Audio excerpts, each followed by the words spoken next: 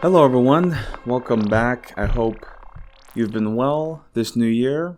It's a grand start to many things. We certainly are in a new world. Yeah, it was just kind of like this holiday season, like post election season sort of vibe is like, okay, well, let's enjoy the good times. Let's sit and just enjoy, take in, right? Um, yeah, the coping, right? I don't know. I was already hopeless at that point, but I think for many other people, normies, I can't really find a better term. Yeah, now for them, it's like the morning sort of coping period is over, and now we're in it, and yeah, the 47th president of the United States, Donald Trump, has been inaugurated. This is the 21st that I'm recording, and I'm gonna make this a quick recording. Yeah, we're in it now. Again, I didn't really watch it. I was working, but like I work in an old folks' home, so some of the people were like, "Oh, I'm gonna watch it." Oh, and I was talking to this one resident. Who's a nice guy. He's a historian. I guess that's his background. So I was telling him, "Oh, I have a history major," and he's like, "We're gonna secure the border." I'm like, "Oh yeah," like I'm just like, okay. Again, they're nice people. It's just this is sort of the reality, of the domestic politics.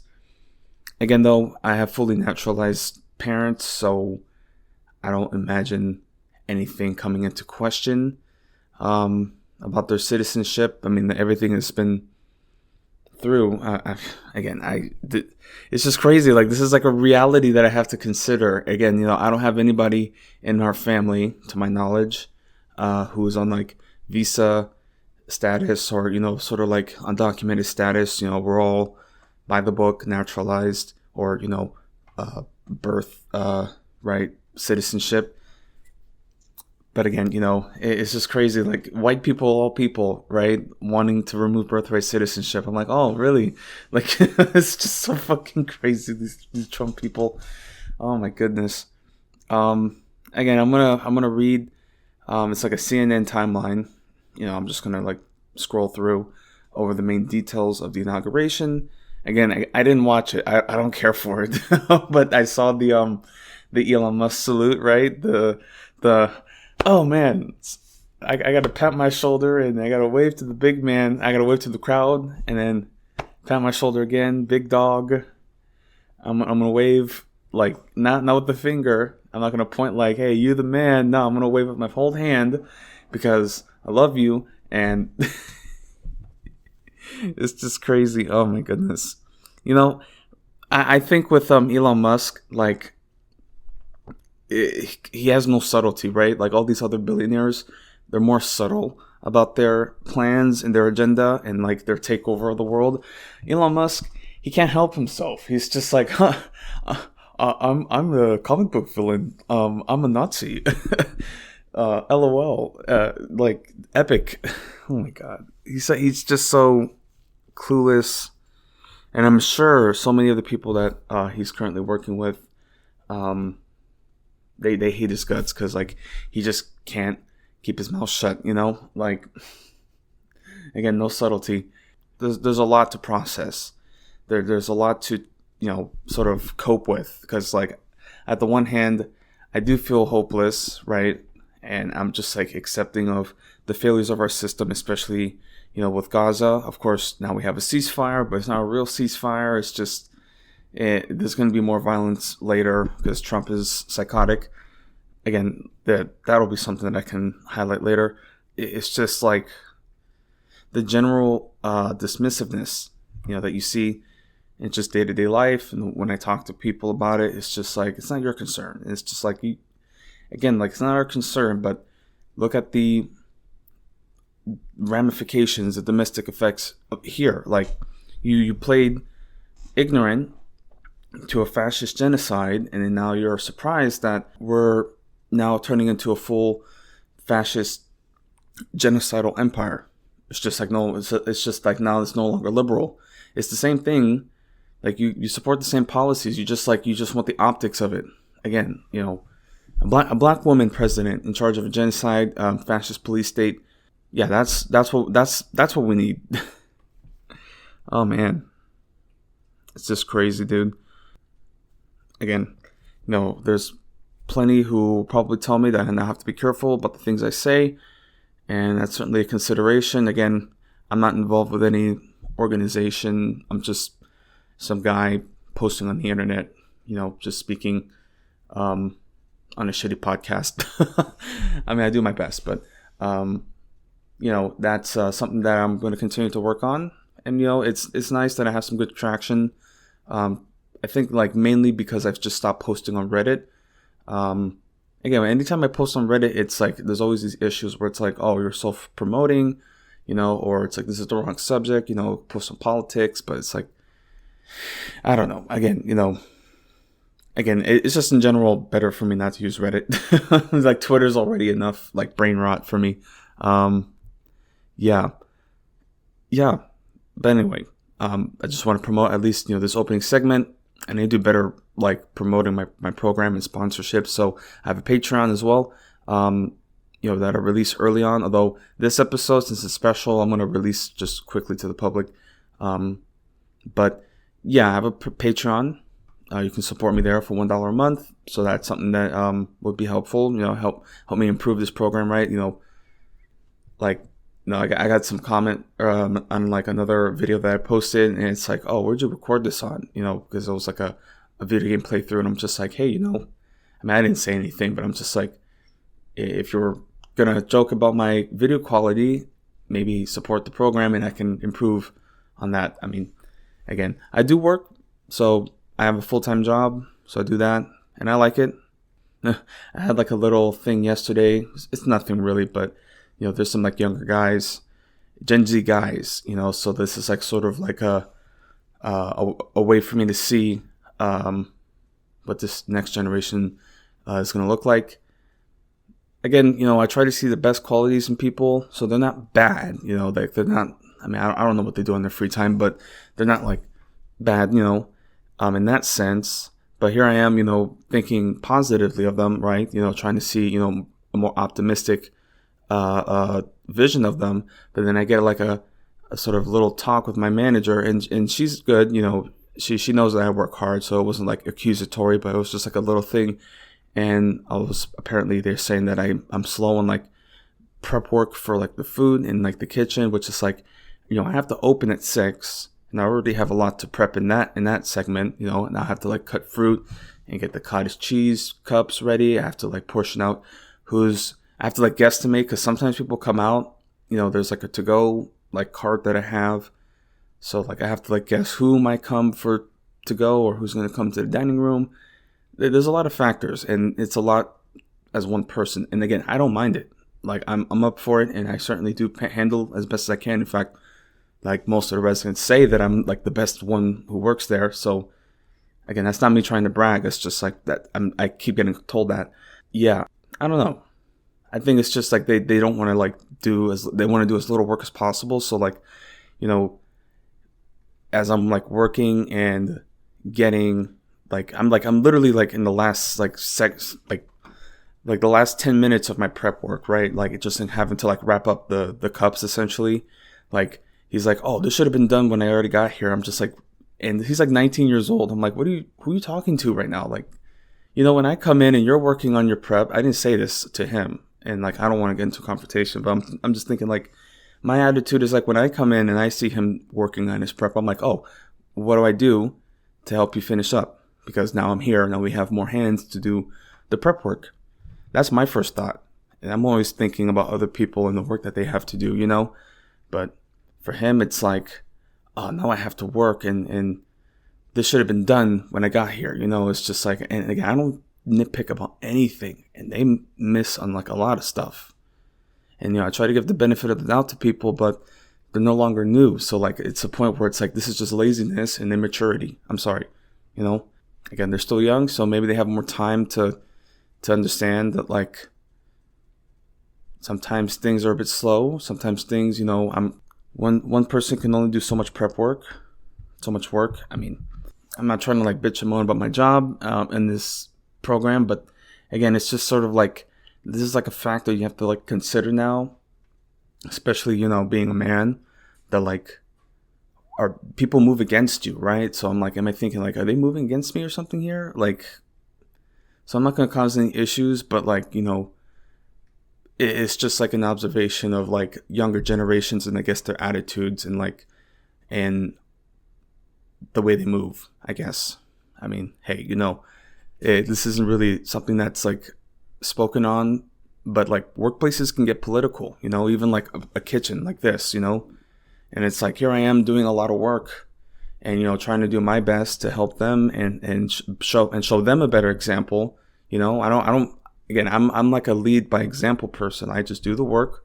So you see how it looks like, hey, here's the dish station that I clean every night. And when you come in to open, look how clean it is. Okay. That's the way I work. And then for them, it's like, I don't know, maybe it's like, oh, Gabe's coming in, I don't give a shit, or maybe they're not thinking about me at all. They're just like, they just want to leave, which is like, hey, like the time that you clean is work that you get paid for. So it's like, again, people are short-sighted.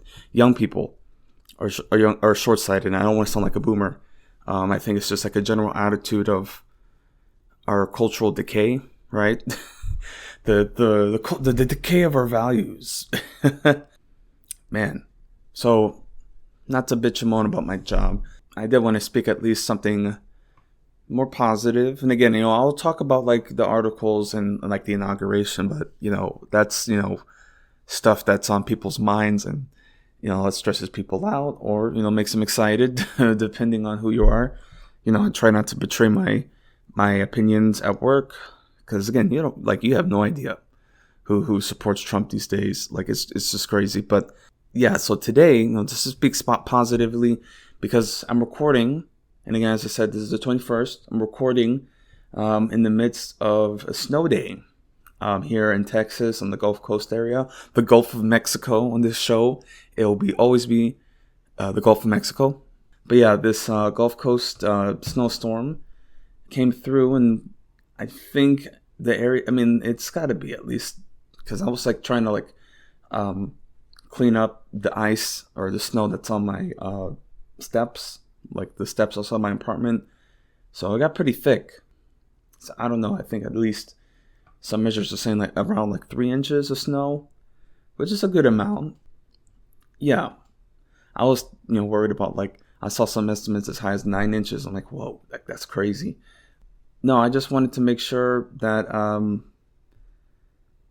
certain cats in the area, because in Huntsville, there are a lot of stray cats. And there's a pretty big colony, like right by the storage units next to my apartment. I had like 2 little containers of food, and I put like a bowl out for liquid water. So I put that out for them, and they came quick. Like I was kind of like leaving, and then I realized, oh, I should have heated this. Like that's what they really need.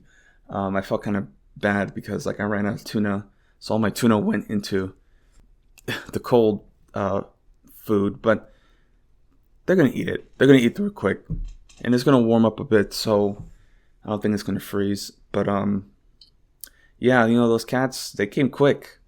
Like I turned around for not even like 30 seconds, and already they were like swarming it. And I'm just like, whoa. So I came back here. I'm gonna wait maybe a couple hours. I'm gonna get some more dry kibble and warm that up. Pull a bowl out, a couple bowls maybe, and yeah, just something nice, because I know those cats, they must be freezing, and I haven't seen any kittens, but yeah, I'm gonna cook up some food. But again, just something positive. This is a cold time for a lot of people, a lot of homeless people. Yeah, but of course here we have these cats. They're gonna freeze, and yeah, just it's something nice that I could do, especially in these trying times. But yeah, here I will now speak more seriously, politically, on this show, just mainly focusing on the Trump inauguration. So, yes, as of this recording, I'm going to now focus on mainly CNN politics timeline of events since the inauguration. And here is the first post about the executive orders that Trump had signed. sort of like theatrically across, the stage. Again, it's just crazy. Like, I was just like thinking, I was just like watching a short clip of it, and I'm just like, you know what, man? Like, it would have been nice if this was like Bernie Sanders, right? Instead of it being red, it's all blue, and everybody's like cheering, and then Bernie Sanders is on the stage, and then he sits at the desk, and then he signs executive order after executive order. He's like, Medicare for all, check, sign, like just full steam ahead, executive order, student debt canceled, and the fucking crowd roaring. It's just like, we could have had it all. My empire of dirt. We could have had it all. I'm just like, God. Yeah, I'm just, again, I don't want to contain myself right now. I have a lot to say. But yeah, it's just, how do we, again, as I said, I'm not an organizer. I'm not an activist. I'm not at the stage of my life to make those risks, because that comes now with real consequence and real ramifications, the things that have to be done now. It's just, again, I'm just one person, just one guy recording and posting on the internet. But it's just amazing to see like how far things have come and the state that we're at. And the players who are in control. So here from CNN, I just wanted to focus on, again, as I said, the timeline and their specific posts here regarding the executive orders that Trump had signed on stage, right? Again, I'm just thinking about Bernie Sanders doing the same thing, signing all these like amazing things. It's now a 25 minimum wage. Like, it's just like, oh my God, it's so sad. It's just so sad what we've lost. And then for what? These fucking Democrats, especially with the Gaza ceasefire now, that had been on the table for months, and it just like took like one like phone call and a visit from an envoy for the Israeli military to back down, for Netanyahu to accept what he says is a temporary ceasefire. Like, oh my goodness. Again, though, I'll have comments about that. That's a whole other segment of this program. But I'm just like pissed off at the Democrats for just like letting this slide and like all this like senseless slaughter, and like it didn't even pay off. Like you fucking lost. That's the thing about like, that's the thing, because the AIPAC and all these like Israeli lobbies, they contribute so much. So they're a huge donation, but they don't represent the general public. That's the thing. That's why like money in politics is so bad. Because, like, just because something has a lot of money in it doesn't mean it represents doesn't mean, like, especially, like, a political movement. Again, like, you see Kamala Harris, again, she didn't even have a political ideology or movement. She was just like, it's like, we're going to move forward. She had no vision. That's the problem. At least Trump has a vision, right? It's a horrible vision, a bloody one, but it's a vision. What does she stand for? Again, I'm just rambling because, like, in general, I don't care. Like, I don't care because this is like the conclusion. But you can't help but just chastise people about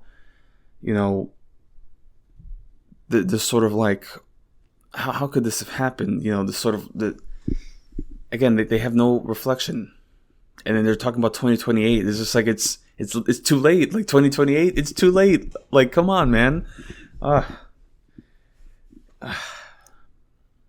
So yeah. So I'm now going to read the headline being the executive orders signed by Trump, and like just a general summary of it. So here, the executive orders Trump signed in front of thousands of supporters inside the Capital One Arena on Washington, D.C. Monday.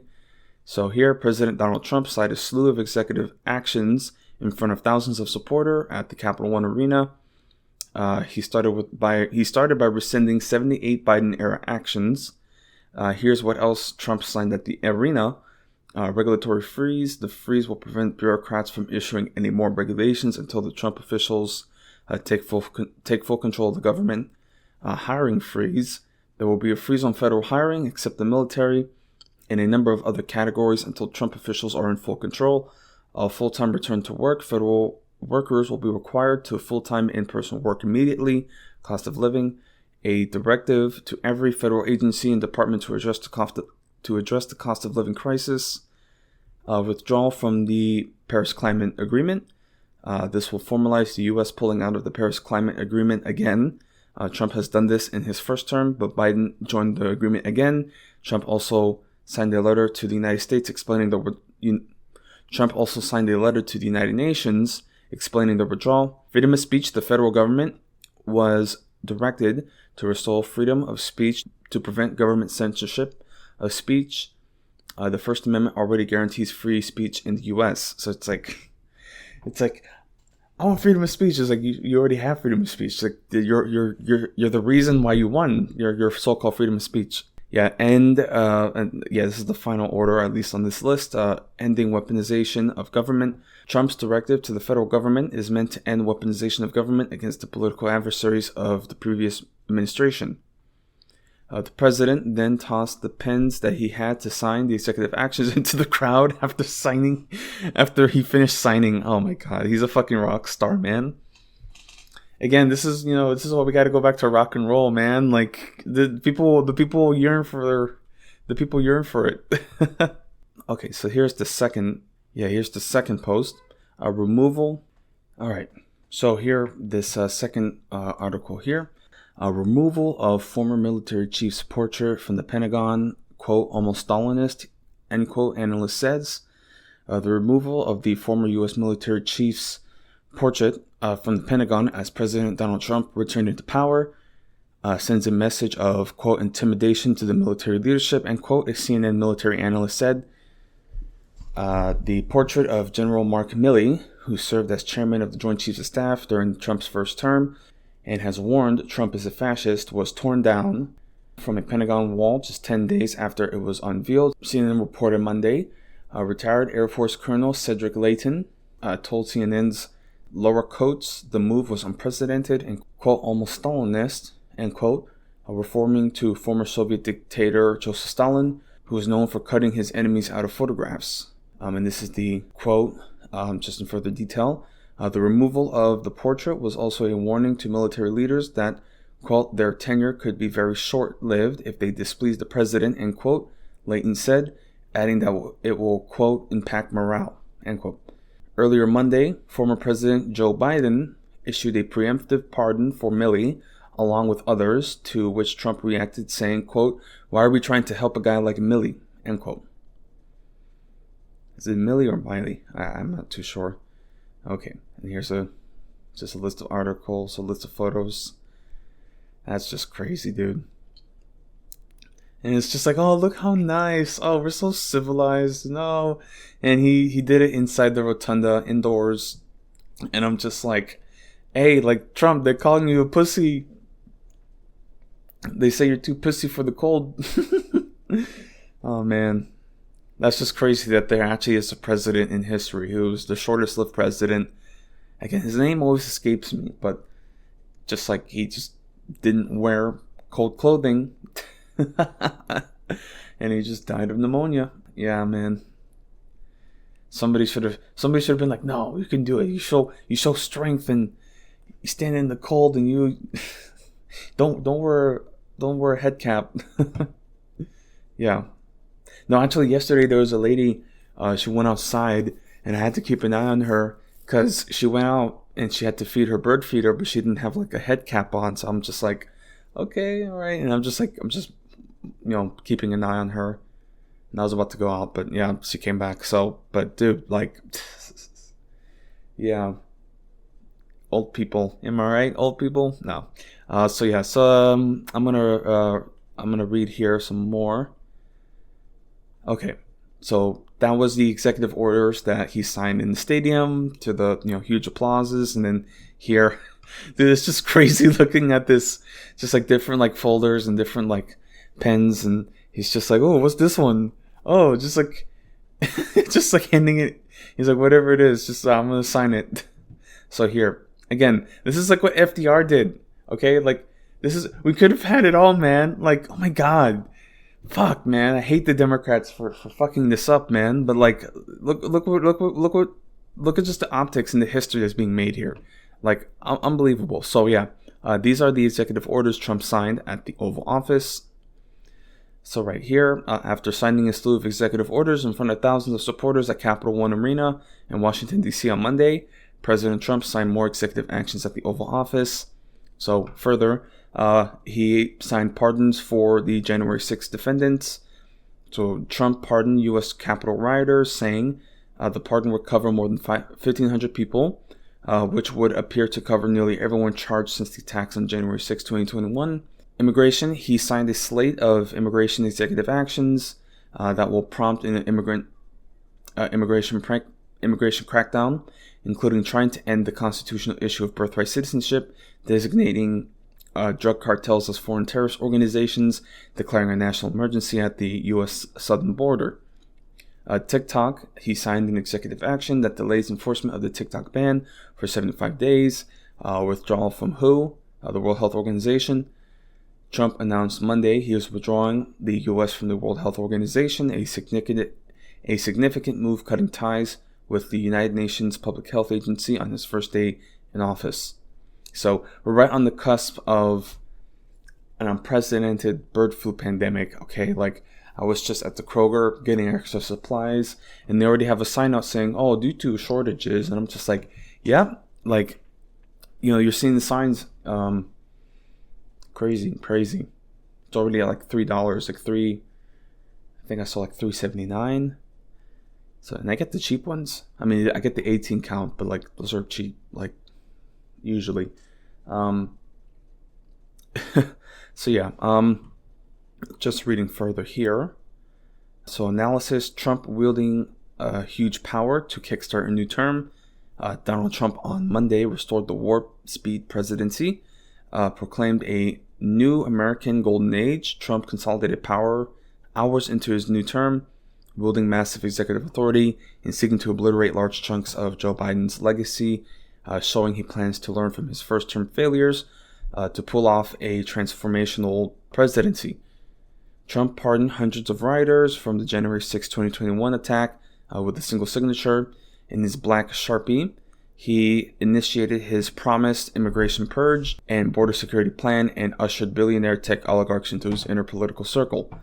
The new president set off simultaneous political alarms in multiple foreign capitals with off-the-cuff foreign policy making, instantly turning the U.S. away from the internationalism embraced by every president apart from him since World War II.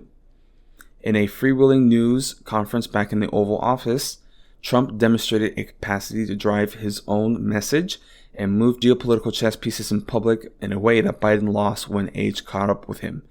The imagery was of a well-briefed new president eyeing big goals, confident that his first term gives him a heads up on how to wield levers of power, and determined to make the most of a second chance. Trump also laced the pageantry of Inauguration Day with rally-style grievance politics and vast doses of untruths, twisted facts, and an increasingly messianic sense of his own power, which was a foreboding omen for the rule of law. Several rambling and vindictive speeches in addition to his inaugural address suggested that, as in his first term, his biggest challenge in forging a meaningful legacy will lie in presidential focus over stunt politics. So yeah, just incredible display. And then I'm just going to read a little further on like the sort of consequences that are unfolding with Biden. So here, in his first few hours in office, President Donald Trump implemented a series of executive actions that are expected to kickstart his promised transformation of the federal government. Trump rescinded 78 Biden-era executive actions, many of which Joe Biden signed on the first day of his administration. Among the Biden-era actions that Trump rescinded are an executive order that required federal agencies to extend prohibitions on sex discrimination to include sex orientation and gender identity, an order that required executive branch appointees to sign an ethics pledge, an order that allowed transgender people to serve in the U.S. military, an order that banned the renewal of private prison contracts. Trump also reversed Trump's actions that withdrew Trump. I mean, like, this is like, this last one was like literally like the last few days. I don't know why he did this. Like, this is obvious, but yeah, Biden removed Cuba's designation as a state sponsor of terror, and then Trump just put it right back. Like, it just makes no sense. And he also reversed the sanctions on Jewish settlers in the West Bank, and sought to reduce the risk of artificial intelligence. Yeah. I mean that last one is just like, Biden's just like signing things where I'm just like, what do you like? That makes no sense. Like, why are you signing this now? Like, oh my god, this fucking guy, man. Biden, again, like, I don't think he even has the self-awareness for like the shame that he's brought. Like, it's just ridiculous, man. Like, it's just, what an embarrassment, dude. What a fucking waste of time. That's all I have to say about Biden. And like, it's gonna be crazy. Like if he's spotted in public, like, what's the general public reaction going to be? Like, get out. I'm sure that they're gonna like have like events where it's like highly managed, so it's gonna be like very, very like selective crowd, like just to prop up his image, because he's in his final days, and like, Democrats have to save face somehow. But it's like, it's all fake.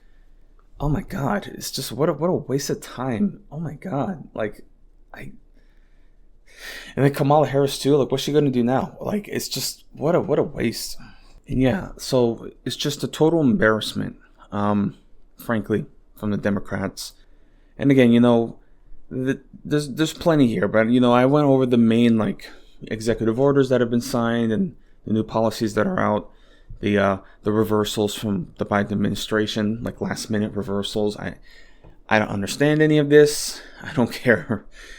But yeah, man, like, what do we do moving forward? And again, I'm in no position to organize. I don't have any resources or connection at my disposal right now. I have to focus on my immediate survival, and I certainly want to maintain this program as an independent venture. So, again, there's only so much, that I can do working full time, and making these recordings in the meantime, and releasing side content that, it's just something to keep me busy, and again, it's for fun. So again, I hope you don't mind me posting like video game playthroughs, it's just something to at least post, because, hey, why not play like an apocalypse survival game, right? Like, currently I'm playing Kingdom Come Deliverance, or at least, I had to put a pause.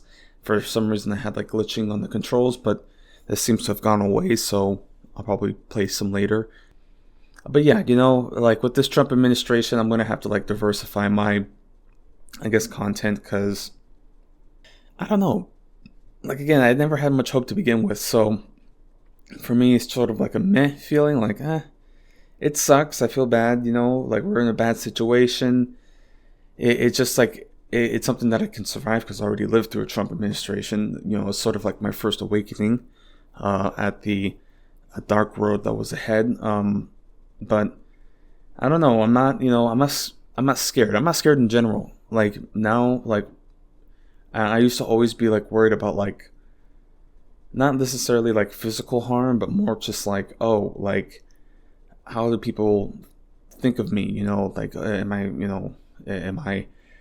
I too big? Am I too obese? People are disgusted by me. Like, what am I doing wrong? Like, why are people always looking bad at me, talking bad to me, even though I don't, I'm not perfect. I've made mistakes for sure, but it's just like, I don't know. I see grace and forgiveness for far worse people, for doing far worse actions, and like, sometimes it just feels like my actions are unforgivable, and I don't even know for what most of the time. Anyway, I don't mean to get off track and like, personal, but it's yeah, I just wanted to say that like, it's going to get very easy to get like pessimistic, especially with this political news. Man, I kind of went off on a tangent, but I'm just saying, like, it's going to suck. This administration is going to suck, and living conditions are most likely going to get worse. And that's why I have to consider my situation of like, I'm really, truly between the fires, like, do I leave the job that I have now, right? Again, like I have a job and I make a good impression here. These guys that have been complaining about me, they're young and they're going to leave. They're not going to stay here long term. So I just have to deal with them for forever long. Who cares? But, if I move to a cheaper space, find a cheaper room, I'm kind of thinking about like, living with other people and trying to record like this. So maybe I'll have to convert my closet into like a recording space. That would be something to try out. But I'm just saying, like, I mean, again, I'm an adult now, right? So I have to make adult decisions, and you have to think about your future and then the space that you have for those that you love, and it's like, what's compatible, like I'm thinking about like asking this girl out, but then I'm like, okay, but like what's her situation like, and what's her career station, like, and I'm not exactly where I need to be. I'm starting to get there slowly, but it's like some people just, they move too quickly, right? And again, it's just life, so I'm just thinking about, again, I'm told constantly that I don't think about my future. I definitely do. So I'm just considering my situation, and I'm leaning more towards just staying out here since I already have a job. I don't want to go back. If I'm going to go back to Houston, I need like a true professional position, which I don't think is going to happen anytime soon. So I might as well just find a cheaper place here, cheaper room. I see some listings for like housing. Like I don't know.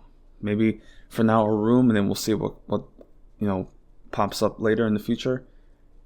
Because it would be nice to get some land and like have a house out here. Not gonna lie. And like I know this one guy at work, he's talking about like a rent to own situation, which I don't trust that. But anyway, good luck. I mean, he does well. He's living good. So I'm just thinking like, if I can find a situation where I can like eventually have some like home ownership, especially with the economic outlook. And again, I try to talk with my mom, but she doesn't want to leave. She doesn't want to leave these suburbs that are like overpriced. We can buy some cheap land out here.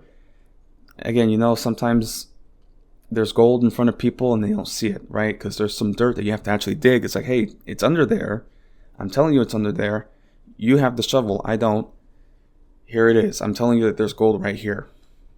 I mean, again, I don't. Again, I just have to do it myself, right? So, anyway, I'm getting off track. I need to focus on this program because I'm just thinking about the Democrats and like the situation of like this decline and like this sort of situation where I'm like, and I told you so. I don't want to say I told you so, but I'm just like, but I am saying I'm saying I told you so. So it's just like in general in life, I'm just thinking about like the countless I told you so's about the situation and the I told you so's that I've had to hear.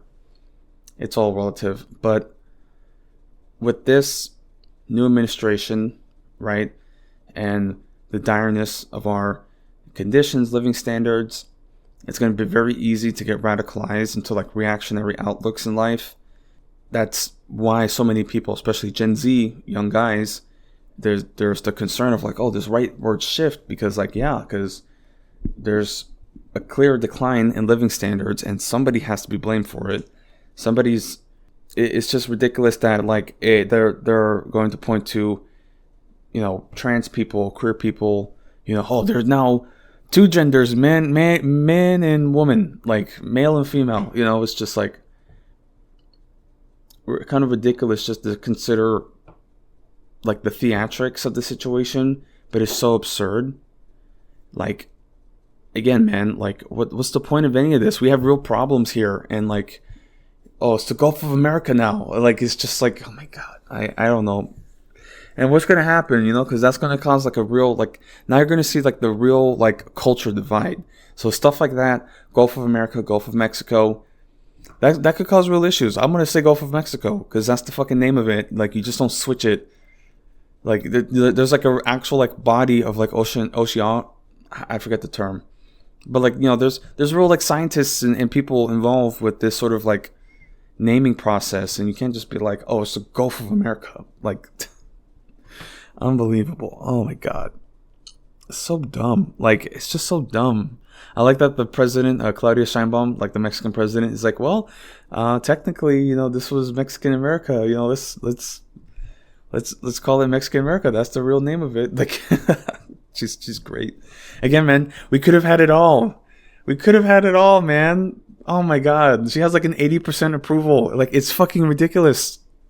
Oh my God, man, what a fucking fumble, man.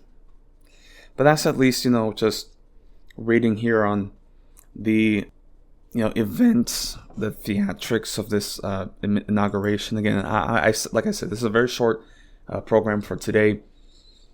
Again, man, it's a snow day, so I'm chilling out. But man, it's just like, what? Doesn't make any sense. And then, to top things off, the cherry on top, right? Elon Musk's Nazi salute. Twice. He saluted twice. No, zero fucking subtlety. Holy shit, man. And he would do some stupid shit like that. He would give the game up like that so easily. Like, because he can't contain himself. He's a fucking moron. Like, there's the Path of Exile controversy. I don't care about that. But it's just funny. It's like, why are you faking this? It makes no sense. Who knew comic book villains would be so lame? Like, you read a comic book villain like Lex Luthor, right? Billionaire villain. Like, he's cool, right? Like, Elon Musk fucking sucks. Oh my God. He's such a freak. Such a fucking freak. Oh my God. And like, there's a video also that they saw of him in the crowd, and he's like shaking and rolling his head. Like, this guy's fucking like on, like he's on ketamine. He's fucking K'd out, bro. Like, holy shit, man. He is fucking tripping. That's why he fucking did the salute. Because I guess it released the inhibitions where it's like, mein Führer! Heil Trump! Dude, again, there's like a debate that's happening where it's like, oh, slightly accused, there are concerns that he used an alleged symbol associated with the Nazi Party. We're not too sure yet. He's an autistic white boy. And then you see like the Nazi Twitter post where it's like, fuck yeah, we're so back. Like, they're freaking out, man. Oh my God. So yeah, man. So that's our situation. And I live in Texas. I'm like in the belly of the beast now. I mean, I haven't had to deal with any issues, so no problems there. But like, yeah, man, do I like, that's a real concern that I have to have now. Like, is some like white guy in the middle of the night gonna be like, "Where's your citizenship?" Like, bro, like, what? That's a real concern of mine. And again, I get treated like some crazy person because I want to buy a gun. But it's like, look what's coming. It's like, I'm not worried about I don't worry about some gangbanger coming out in the street just being like, why would they steal my car? My car's a piece of shit. I have no money, no cash. I mean, if somebody does run up on me, then fuck it, take it. But, there's that, right? The just regular stick up versus white supremacist, hate crime, like that's why I want to remain armed, and it's a real, it really divided my family, or divided my family against me. Like, I'm sort of like treated like a crazy person for it, but man, it's whatever, you got to do what you got to do to survive. We're in for a hell of a ride. That's all I can say. So you just got to be ready for anything, really. And if you feel that you need to arm yourself, that's your decision to make. It's a very serious decision to make. I don't arm myself thinking, looking to start a fight. Like, I'm very much a peaceful person. I don't want to start anything, but I have to protect myself if there's violence that comes my way. Like, I have no choice. Again, I'm aware of legal ramifications that do come down the line. So you have to you can't get into a gunfight and be like, yo, what's up? Yo, oh, you can't do that. Okay, you can't be treating. Anyway, I don't want to get off track, but it's I'm pretty much on the street sometime, just mainly just working deliveries, but it's sort of good to do it at least in a town like this where it's low key and quiet, because in a place like Houston, if I'm out and about, it's a different thing, Yeah, again, that's why I don't really like living in cities like that. Again, I'm not too worried because it's Katy, right? Like that's a suburb, but it's starting to like become more developed, and the sprawl is starting to pass over Katy. So now there's now starting to get signs of like urban decay in Katy, in that area. So like it's you can think long term, 10, 20 years from now, what an area will look like. It's just crazy to think about. And I would like to stay out here, man. I like staying on trees, man. So it might be a bit of Trump country, sure, but hey, at least it's a college town, so that helps it. And yeah, there's nice trees out here. I like it. So yeah, and now there's snow on the ground, although it's starting to melt on the roads. So yeah, I'm not gonna drive to work. I'm gonna walk. It's not too far, but yeah, it's a trip to watch. But as I'm reminiscing about the snow day and just like the sort of direness, again, as I said, I want to keep things optimistic, so I will kind of go off track and try to be more philosophical sometimes. But we're thinking about the Trump administration and the consequences, the direness of our situation. Many dark things are going to be passed and pushed through Congress, and wow, man, like it's just a trip to see that now we're in it, and like the decisions now that we have to make to survive. Like I'm just like thinking now about the possibility of staying up here to keep this job so I can find at least a cheaper place. Like I'm sort of like just it's sort of like an ultimatum where it's like, oh, if you don't come down here, then you're on your own. You're on your own, which I get it. This time is here, right? I've been mostly taking care of myself, but sometimes I need help on emergencies. But yeah, this day was always going to come, so that's just something that I have to consider moving forward. Again, I have a good job, and it's better for me to just stay up here, maybe pay for a cheaper place, but at least I can save up here for maybe a new car, and then try to look for real work in a more professional setting, maybe even work for a teacher's license. Again, I don't really know, because like I haven't really considered being a teacher.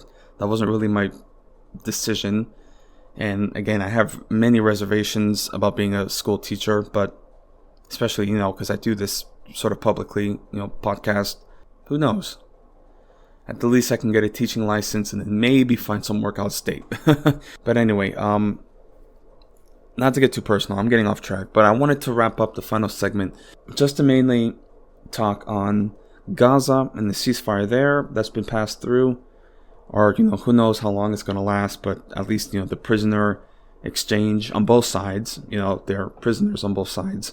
Although you could say hostages, right? Because the Palestinians are hostages of the occupied system. But you can see now that, like, this could have been done on October 9th, okay? You could have had October 7th, the attacks, October 8th, a day of negotiations, and October 9th, release of thousands of Palestinians, immediate release of the Israeli hostages. No, instead, we had to pillage and raze Gaza to the ground and kill possibly hundreds of thousands of people. Just the most horrific bombing campaign ever witnessed. I mean, like, this is unprecedented. Like, it really shocks me how little people understand what we just witnessed. It's utterly shocking.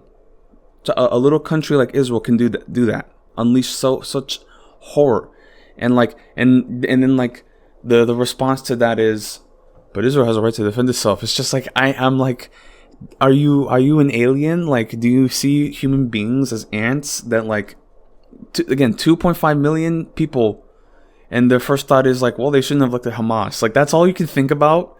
It's like, oh, so they deserve like, that's what you're saying. Oh my God. And now we have Trump in office, where he's pretty much just like, oh, finish the job, which is like impossible. Like you just saw now, okay, this Israel's at like the height of its power. It's only going to get worse for them, right?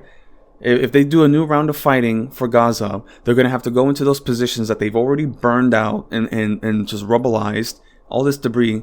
Like, it's going to be worse for them. And now the regular population is now ready to stand and fight. They're not going to leave. They're like, you know what? We're going to go out swinging this time. It's like, we've lost everything and we're trying to rebuild. And then now you want to come back and destroy what we have.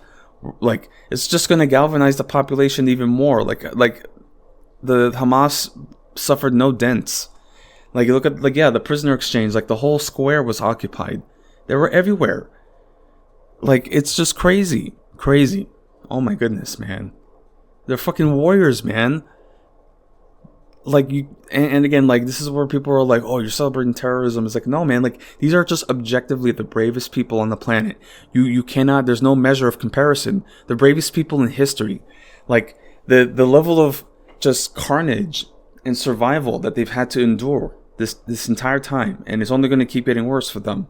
It's like, how do you not understand this? And how do you not realize that this is untenable, this endless war and conflict that's going to hurt you as well? Okay, they suffered heavy casualties in Israel, and again, Israel's a small country, okay, and the lives and just the body count, right? You know, because many soldiers have been disabled from this conflict, right? And also psychologically. I mean, there are going to be many suicides as a result of this war. Okay, so you might look at the death counts, and it's like, let's see, hold on. I should have pulled this up earlier. But let's look here. So Israel-Hamas war. So as of the 21st, so there's an ongoing conflict, but there's the January 19th, 2025 agreement, ceasefire and prisoner exchange. So let's look here at the death toll casualties for Israel. They're saying, and this is across, and this is just mainly Gaza, so this is not taking into account the losses in Lebanon. So here, Israeli casualties, because there's of course the original October 7th count, but then here, just reading from security forces, and some of them may include the losses in the October 7th attack, initial attack, and then the subsequent invasion of Gaza. So, yeah, 982 civilians killed. So, majority of that will be the October 7th attack.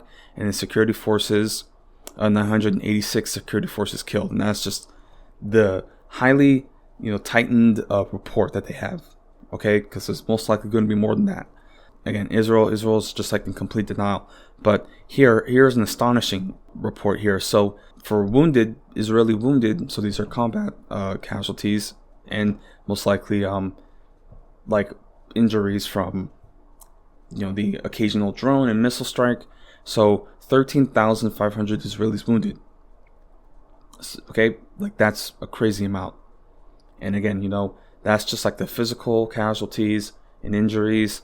Now take into account the psychological shock that's going to come, because this is going to repeat if Israel violates the agreement and they start going back into Gaza and those troops get deployed again. Many of them are going to go in complete mutiny, I would imagine, because like they're like, no, we're not going back. That was a fucking shit show, and then we pulled out and we lost everything. This is a Vietnam, this is their Vietnam, and this is what they created. Okay, this is the horror show that you created, and then you have to go in there every once in a while to deal with the mess that you created, because the people in there want to break out because they're prisoners. It's a fucking prison. So a crazy amount of casualties, injuries there. And again, like, if there's another round of fighting and they put those orders to go back into Gaza, that's going to cause serious issues. So let's see here. Just trying to read, because like there's the prisoner exchange. I'm just reading from Wikipedia. So reading on the prisoner exchange. So 2025 Hamas Israel war ceasefire. A proposed armistice and prisoner exchange to end the Israel-Hamas war was agreed to by Israel and Hamas on the 15th of January and came into effect on January 19th. The proposal was first drafted by mediators from the United States, Egypt, and Qatar, accepted by Hamas on May 5th, 2024, presented by President Joe Biden on the 31st of May. So they proposed this in May, and this was just on the table, and Israel finally just said, okay, we're done. Literally the day before Trump. And they're still going to keep bombing Gaza. That's the thing. Like, they're still bombing it. They're still sniping it. But yeah, just the day before. Wow. Just crazy. Just crazy. None of this had to happen. None of this had to happen. Wow, man. Unbelievable. Yeah, and here's the proposal details. So the proposal is a serial initiative in 3 stages, beginning with a 6-week ceasefire, the release of all Israelis being held hostage in Gaza in exchange for some of the Palestinians being held by Israel, a permanent ceasefire, Israel's withdrawal from Gaza, and a reconstruction process lasting from 3 to 5 years. During the first stage, Hamas would release 33 Israelis, mostly children and women, in exchange for Israel releasing 30 to 50 Palestinians, starting with children and women, for every Israeli released. During the first stage, Israel would have to allow sufficient quantities of humanitarian aid, allow displaced Palestinians to return to their homes, and start to make a phased withdrawal from Gaza. During the first stage ceasefire, talks will begin between both parties for a more permanent cessation of hostilities. In the second stage, Israel would accept a permanent ceasefire, and Hamas would then release the remaining living male hostages, both civilian and soldiers, for an exchange of Palestinian protesters, an exchange of Palestinian prisoners. In the third stage, the remains of deceased Israeli hostages would be released. Under the May 5th proposal, Israel would commit to lifting the blockade on Gaza, but this commitment was not present on the 31st May proposal. So that's, I guess, an amendment. Yeah. Again, that's just like at least a short summary of the phases of this ceasefire. And of course, like, there's, Ben Gvir and like the right-wing government factions in Israel just being like, this is unacceptable. And again, like, just acknowledging and like even like talking to Hamas is like just outlandish, like, unacceptable, this is an outrage. And then like you see Ben Gvir leaving, and then like Netanyahu is like desperate. Okay, so of course he's trying to like signal to his factions like, no, we're going to go back, and already like there are talks of operations in the West Bank. So again, I'll speak more specific on that. Again, this is quick, just episode, just throwing it out there. But yeah, it's sort of crazy to think about, all of this destruction and all this just horror was on the table since May. Okay, this is the same deal that they had since May, and like, Biden didn't apply any fucking pressure. Blinken didn't apply any fucking pressure. And then, of course, you see now with the sort of closing remarks and the closing, press conferences, and like, especially with Blinken, like, they had to drag out journalists. Like, they had to drag out Sam Husseini. I hope I'm saying his name right. Yeah, Sam Husseini. And like, they're like, and it's just like, it's great to see. Like, people are now like just fed up with this facade.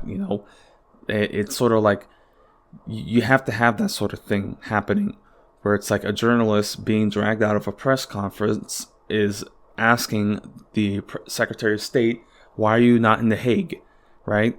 Like, again, that's the history that we have to preserve, right? Because, of course, the Democratic establishment, they're going to want to save face with this disaster of an administration, and also just the disaster of the legacy, and like just the complete betrayal and just the incompetence. It's like, I'm sorry, man, like, people are going to lecture me, oh, why don't you vote for the Democrats? Because they're bad. They suck at politics. You like, they fucking suck. It's like, you want my vote, then like, don't suck at politics when you have power. Like, oh my God, it's just, wow, man, unbelievable. And again, people are going to treat my like stance and solidarity with Gaza as like some like childish fantasy. Again, I'm really sick and tired of like the sort of bickering that I get, where it's like, oh, you worry too much, you need to focus on yourself. I'm just like, no, man, this is horrible. Like, do you understand what just happened here? And I'm supposed to ignore it? It's like, if you want to ignore this, that's your business. Like, unbelievable what we had to see. And this could have been ended with a single phone call, a single meeting from a diplomat. Just unbelievable. Unbelievable. And Blinken is going to be stained with this forever, especially him. Okay? Because Biden is just like a doddering fool. So, of course, like, again, though, you look back at like the 80s, like he was supposedly like bloodthirsty then as well. But like now it's just like, oh, he's just a fucking vegetable, So, it's like he's shitty, don't get me wrong, he's going to burn in hell. But it's like, but I think that's why the focus is on Blinken, because at least he's the one who's awake at the wheel, and he's just as committed. He's even more committed. He's like, he's just like, oh my God, I'm just, I don't know how to cope with this sometimes. I mean, again, I'm sort of used to this nihilism and darkness, but like when you see it from the Democrats, okay, and there's just no self-awareness whatsoever, and you're going to see it now where they're just going to be like sort of self-righteous about like, especially towards the left, because it's like, oh, you didn't vote for us and you didn't show up, and it's like, look what you did. Like, look what you did. But because they're in such self-denial, they're going to pretend like it didn't exist. So they're going to like try to like make it disappear by not mentioning it. So they're going to be like, oh, that place over there, the Israel war, okay? Not Israel, Gaza, Israel, Hamas, or, the mention of Palestine. That's how they're going to refer to events in the Middle East, because, like, there's no way to ignore this. Like, it's everywhere. Or at least, now I've seen, like, because I think I've seen, like, a sort of drop in, like, content for Gaza. Well, one, in general, because, like, they've killed a lot of journalists, so, like, yeah, there's not that much footage, but also just, yeah, that they've certainly adjusted their algorithms across all platforms. Okay, so Twitter, Meta, like, they're certainly doing what they can to minimize the mention of Palestine's existence. And, like, this is where you're going to see now, especially now if I'm going to consider being a history teacher, you're going to see that sort of change in the textbooks, where it's just going to be like that very thing where it's like Israel, just Israel, and then Israel, Hamas, or just Israel, the Israel war. Like, that's really what you're going to see. But there's going to be no mention of Palestine. They're just going to be referred to as terrorists. So, oh, they're terrorists, so that's it. There's no thought behind it. Not like a whole, like, a nation of people, a whole ethnic group. Yeah. So, again, in this sense, this administration, the Biden administration, is the send off. If this is not, I mean, this is it. It's done. Like, they're done. The whole system is over. It is the send off of the late stage neoliberal system, of like, optics politics, identity politics.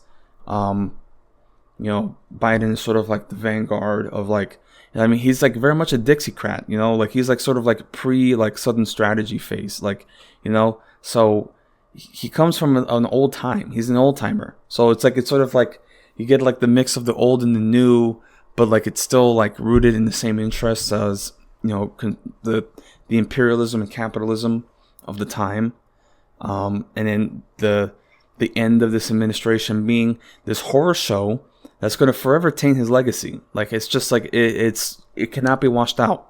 The blood of thousands, hundreds of thousands. It's ridiculous, man. And like the domestic consequences. We didn't even have to put troops on the ground. Okay? We didn't lose any troops. Okay, well, we lost a couple in like Syria. But again, like the question is like, why we're in Syria? Like, again, like it's just, anyway. But like, it's just crazy to think about, like, as I mentioned, like the dismissiveness of such gigantic, like, consequences, and there's little self-awareness about it. That just like they don't care, and they're going to continue to live in denial about it. And like I've seen on Twitter, like certain people, again, this is not a good sign, because now it's against racial lines, because that's what happens when you're only focused on identity politics. It becomes my identity. So say you're a black Democrat who is like, oh, look at these Latinos, they voted for Trump, so now I don't feel bad about these deportations. Think and learn. It's like, that's like, again, like, it doesn't represent a general attitude. I'm like, again, like this idea of a race war, it's not real, okay? Like those are only like, it's a very like fringe amount of people who are behaving like that and posting like that. But still, it just shows like certain attitudes arising and tribalism that's starting to arise because there's no solidarity. There's no class solidarity, working solidarity. Again, you're seeing it happen. Crazy, man.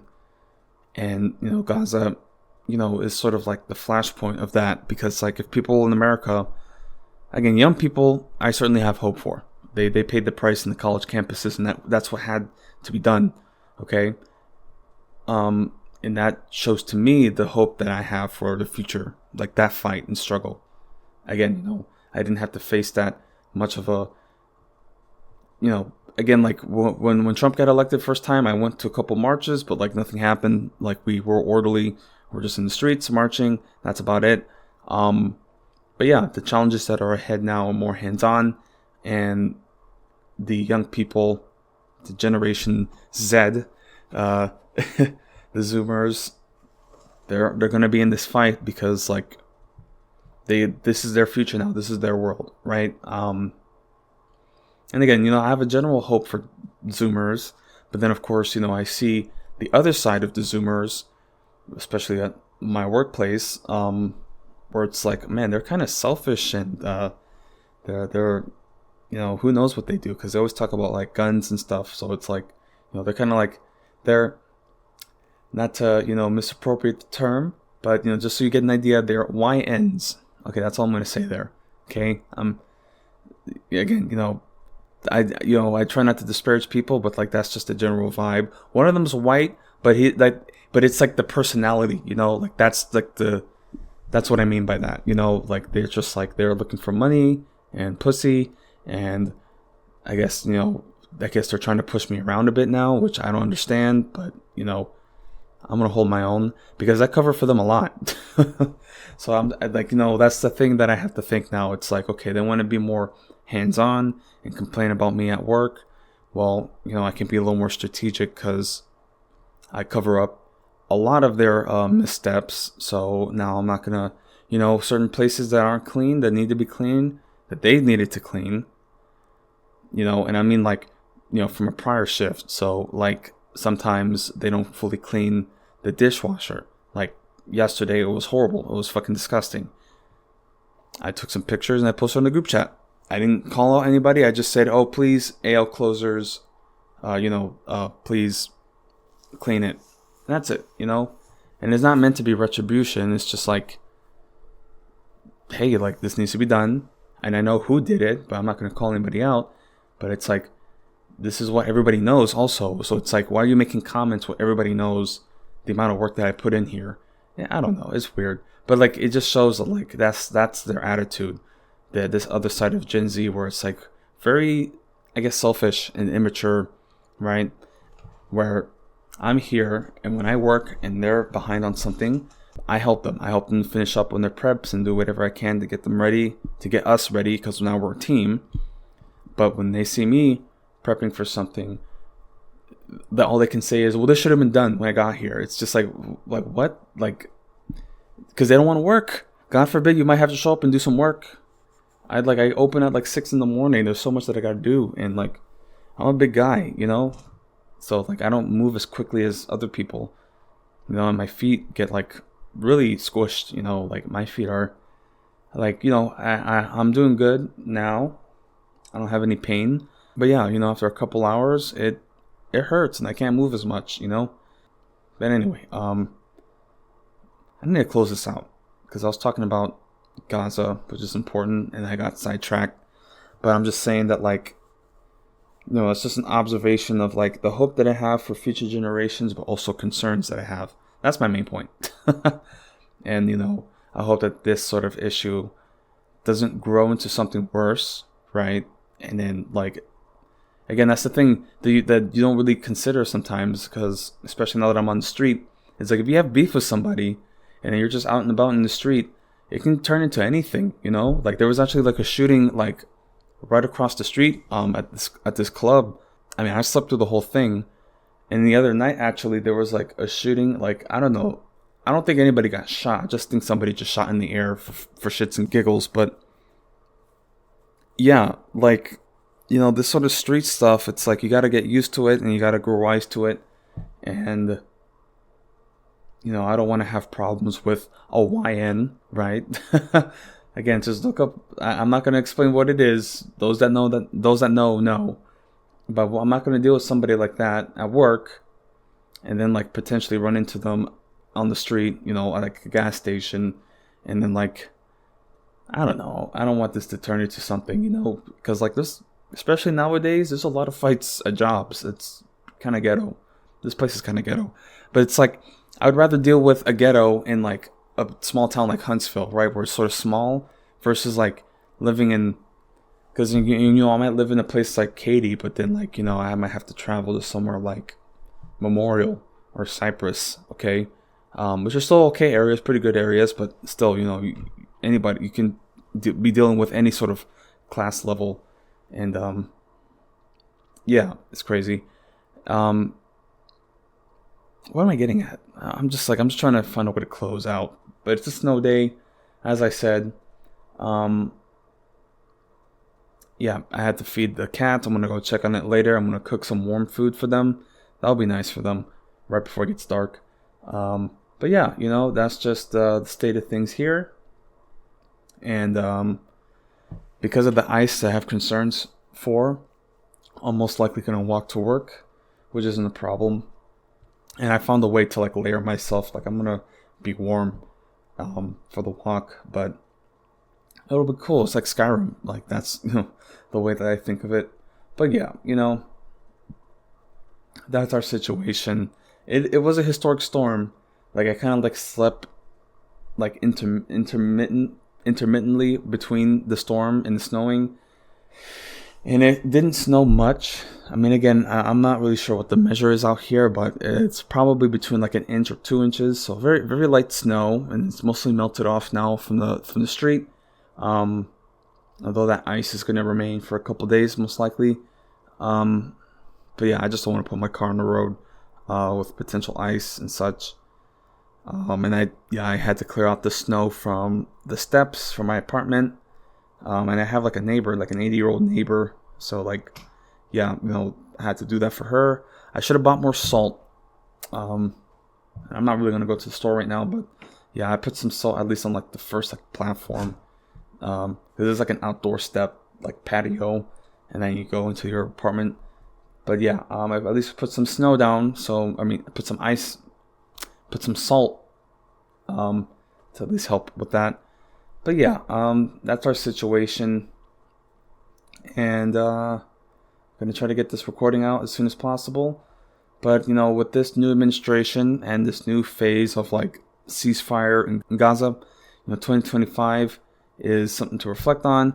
And of course, we have the wildfires. The reason I didn't really touch on that is because it's more like on my program, I have a more dedicated like climate segment. So I'll certainly push a recording out and focus more specifically on like the climate disaster that occurred in Los Angeles. But yeah, that just shows the general state of things and the outlook for this new year, this new administration. There's so much to unpack, and we're just getting started. And it's yeah, like I said, because I don't want to be all dire and dark. So as I said, when I post on my program, I'm certainly going to look to diversify what I release. Hey, why not release a couple gaming playthroughs if my computer can handle it?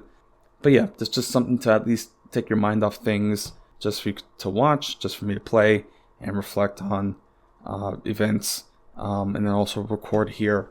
And I need to get to releasing interviews. Again, I try to be careful with collaborations, I do think that I have a good, steady following that I just got to commit to and release regularly. But yeah, collaborating and reaching out, that's a whole other phase. And I try to stay away from, again, that's why I stick to myself, because I don't want drama. I don't want to cause drama, even though sometimes it'll bring followers, but it's just like it's sort of a blessing and a curse to lay low, where it's like I got no big eyes on me, so I got no hate mail and no people trying to cancel me all the time. But also on the flip side, low traffic. So I have to look to reach out to other creators and other platforms. But yeah, this is a new world, a new phase for this podcast for sure. New phase of my life, trying to get stabilized with this job and looking at like different living situations that I'm going to have to consider, very serious decisions. And again, just trying to stay hopeful, trying to have a plan. That's the main thing. So we'll just see what happens. Again, I'm sort of just like in a different state, trying to process. Because before, I guess I've been like ignoring the Trump administration, because I'm like, it's not real. Now that's the thing. That's why I can't get into that like sort of nihilistic state like other people can, because it sort of like makes you like loopy. Like, oh, well, I don't know. Like, so I can't really like focus because I've sort of been suppressing like the direness of our situation. So yeah, trying to like stay on track with like the different changes that Trump is going to make. It's going to be a real challenge and like a real like physical and psychological toll. So yeah, man, like it's sad that we're in this situation, but it's not unsurprising. It's not new, and we've already had a rehearsal run. So it's like the first administration was like the rehearsal of like, hey, here's everything that can go possibly wrong, and we've had some guardrails in place to at least prepare and like understand what's happening. And then we elected Biden, and they just did nothing. They sat on it, and they did Gaza and all those horrible things. And I mean, like, there's like the IRA Act or whatever. I mean, it's just crazy. But like, Gaza like overshadows everything, especially the domestic suppression of it. Like, that just overshadows everything, whatever accomplishment you may have thought you made. So yeah, that's just the situation in the state of affairs, and like what this presidency has brought. Crazy, man. But for now, that's what I'll highlight on, and I'll finish up now. But I appreciate everybody for tuning in. Thank you so much. Love you guys. Love everybody. This has been, an eventful administration, an eventful new year, but we will push forward and survive. That's our main goal. Always survive and remain hopeful and do what you can. Like I did. It's cold out, snowing. I wanted to do something nice, so I went and made some food for some cats, and I'm going to make some warm food later. Again, just something nice for me as well. It's nice to heal your soul a bit and help some kittens in the cold, and then you do some good. So yeah, good karma. Thank you.